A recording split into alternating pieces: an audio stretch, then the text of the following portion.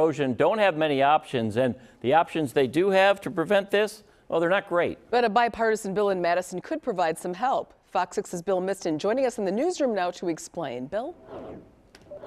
Hey there, guys. The bill, if passed, would allow for the state to issue loans for municipalities or homeowners whose buildings are threatened by shoreline erosion. Proponents admit it's not a silver bullet, and for property owners, the erosion seemingly unstoppable as the sands of time.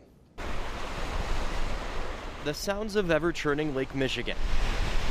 Nature and fresh air draws countless numbers to live by the lakeshore. Moved here in July last year. One of them, Shannon Pluka. And so what made you come here?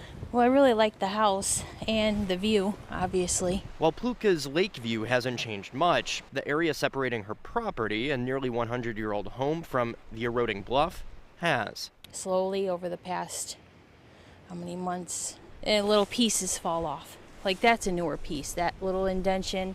Down there, some fell in again. The saga of the shoreline slipping away in summers isn't anything new.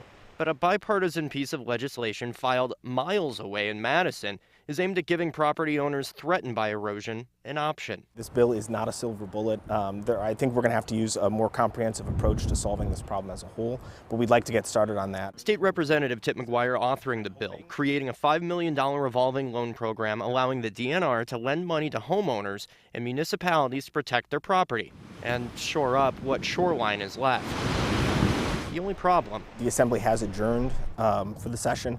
I'm hoping that we can get, at the very least, a public hearing so we can let other lawmakers in Madison know the scope of the problem that we're dealing with down here. As others' land erodes out from under them, Pluka must just watch and wait. Yeah, see what happens.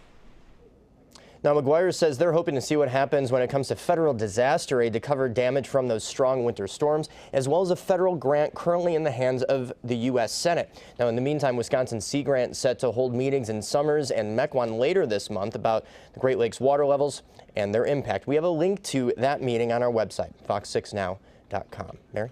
All right, Bill, thank you. A Milwaukee musician